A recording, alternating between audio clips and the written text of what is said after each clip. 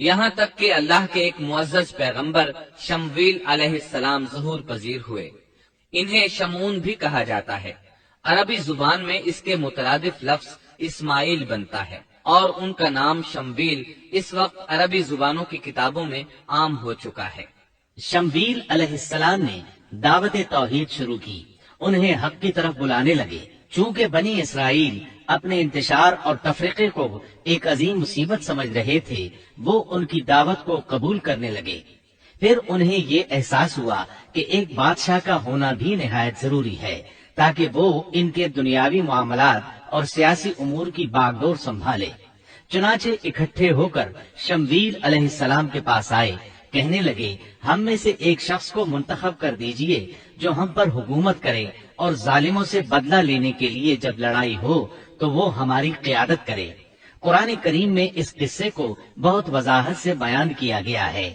اللہ تعالیٰ سورۃ البقرہ آیت 246 میں فرماتے ہیں، أَلَمْ تَرَ إِلَى الْمَلَإِ مِنْ بَنِي إِسْرَائِيلَ مِنْ بَعْدِ مُوسَى إِذْ قَالُوا لِنَبِيٍّ لَهُمُ ابْعَثْ لَنَا مَلِكًا نُقَاتِلْ فِي سَبِيلِ اللَّهِ قَالَ هَلْ عَسَيْتُمْ إِن كُتِبَ عَلَيْكُمُ الْقِتَالُ أَلَّا تُقَاتِلُوا قالوا وما لنا ألا نقاتل في سبيل الله وقد أخرجنا من ديارنا وأبنائنا فلما كتب عليهم القتال تولوا إلا قليلا منهم والله عليم بالظالمين۔ کیا آپ نے موسیٰ کے بعد والی بنی اسرائیل کی جماعت کو نہیں دیکھا جبکہ انہوں نے اپنے پیغمبر سے کہا کہ کسی کو ہمارا بادشاہ بنا دیجئے تاکہ ہم اللہ کی راہ میں جہاد کریں؟ پیغمبر نے کہا، ممکن ہے کہ جہاد فرض ہو جانے کے بعد تم جہاد نہ کرو۔ انہوں نے کہا، بھلا ہم اللہ کی راہ میں جہاد کیوں نہ کریں گے؟ ہم تو اپنے گھروں سے نکالے گئے ہیں اور بچوں سے دور کر دیے گئے ہیں۔ پھر جب ان پر جہاد فرض ہوا تو سوائے تھوڑے سے لوگوں کے سب پھر گئے، اور اللہ ظالموں کو خوب جانتا ہے۔ اللہ تعالیٰ فرما رہے ہیں کہ یہ واقعہ موسیٰ علیہ السلام کے بعد پیش آیا، اور علماء اس پر متفق ہیں کہ یہ شمویل علیہ السلام کا واقعہ ہے۔ بنی اسرائیل کہنے لگے، اے شمویل، ہمارے لیے ایک حاکم مقرر کر دیجئے تاکہ ہم اس کی سربراہی میں علم جہاد بلند کریں اور بنو عمالقہ کو شکست دے کر ان سے انتقام لیں۔ شمویل علیہ السلام اور یوشع علیہ السلام کے درمیان 460 سال کا فاصلہ ہے۔ بنی اسرائیل کو جہاد کیے ایک طویل عرصہ گزر چکا تھا جبکہ وہ فتح یاب ہوئے تھے۔ اس وقت تو وہ بری طرح شکست خوردہ تھے۔ شمویل علیہ السلام کہنے لگے، مجھے تو محسوس ہوتا ہے کہ تم صرف زبان کی حد تک یہ کہہ رہے ہو، جہاد فرض ہونے پر تم پیچھے ہٹ جاؤ گے۔ انہوں نے کہا، یہ کیسے ممکن ہے جبکہ بنو عمالقہ نے ہمیں بہت تکالیف پہنچائی ہیں، ہمیں القدس سے نکال دیا۔ بخت نصر بادشاہ نے ہماری بہت بڑی تعداد کو قتل کیا ہے، لہٰذا ہم تو ان سے ضرور لڑیں گے۔ پھر اللہ تعالیٰ نے شمویل علیہ السلام پر وحی نازل کی کہ جہاد فرض ہو چکا ہے۔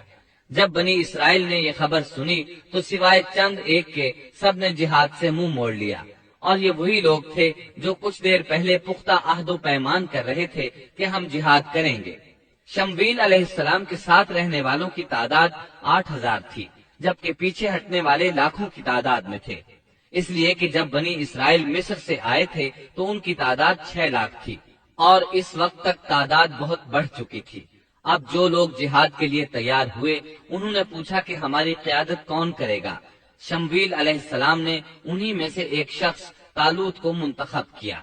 طالوت بن قیش یعقوب علیہ السلام کے بیٹے بنیامین کی نسل سے تھا۔ طالوت سے پہلے بنی اسرائیل کے جتنے بادشاہ تھے تمام کے تمام یہودا بن یعقوب کی نسل سے تھے۔ بنی اسرائیل کو بہت تعجب ہوا، انہیں امید تھی کہ ان کا بادشاہ یہودا کی نسل سے ہوگا، لیکن ہو گیا بنیامین کی نسل سے۔ چنانچہ انہوں نے اسے تسلیم کرنے سے انکار کر دیا اور آگے سے باطل تعویلات کرنے لگے۔ اللہ تعالیٰ سورۃ البقرہ آیت 247 میں فرماتے ہیں، وقال لهم نبيهم إن الله قد بعث لكم طالوت ملكا قالوا أنى يكون له الملك علينا ونحن أحق بالملك منه ولم يؤت سعة من المال قال إن الله اصطفاه عليكم وزاده بسطة في العلم والجسم والله يؤتي ملكه من يشاء واللہ واسع علیم۔ اور ان سے ان کے نبی نے فرمایا کہ اللہ تعالیٰ نے طالوت کو تمہارا بادشاہ بنا دیا ہے، تو وہ کہنے لگے کہ بھلا اس کی ہم پر حکومت کیسے ہو سکتی ہے؟ اس سے تو کہیں زیادہ بادشاہت کے حقدار ہم ہیں، اس کو تو مال میں فراخی بھی نہیں عطا کی گئی ہے۔ نبی نے فرمایا، سنو، اللہ تعالیٰ نے اسی کو تم پر برگزیدہ کیا ہے، اسے علمی اور جسمانی برتری بھی عطا فرمائی ہے۔ بات یہ ہے کہ اللہ جسے چاہے اپنا ملک دے، اللہ تعالیٰ کشادگی والا، علم والا ہے۔ طالوت ایک غریب آدمی تھا، مالی حیثیت بھی اچھی نہیں تھی، چمڑوں کو رنگ کر پیٹ پالتا تھا، لیکن اس وقت علم و حکمت میں اس کا کوئی ثانی نہیں تھا، اور جسمانی ڈیل ڈول بھی اس قدر تھا کہ جو ایک بار دیکھتا ہی رہ جاتا۔ اللہ نے اسے بہت اچھا جسم اور اعضاء عطا فرمائے تھے، رنگ بھی سفید تھا، لیکن چونکہ وہ یہودا کی نسل سے نہیں تھا، اس لیے وہ کہنے لگے اس کی نسبت تو ہم زیادہ حقدار ہیں کہ بادشاہ بنے۔ ان کی بات کا جواب شمویل علیہ السلام نے یہ دیا کہ یہ انتخاب میرا نہیں، اللہ تعالیٰ کا ہے، اور بادشاہت کے لیے عقل اور جسمانی طاقت کی ضرورت ہوتی ہے۔ بادشاہت یوں بھی اللہ کے اختیار میں ہے، جسے چاہے عطا کر دے۔ یہ سن کر ان میں سے اکثر نے لڑنے سے انکار کر دیا، اللہ کے نبی کی اطاعت بھی چھوڑ گئے۔ اس نازک موقع پر شمویل علیہ السلام نے ان سے کہا، اگر میں تمہارے پاس کوئی ایسا نشان اور معجزہ لے آؤں جو ثابت کر دے کہ یہ اللہ کا انتخاب ہے، تو کیا تم میری باتوں پر یقین کر لو گے؟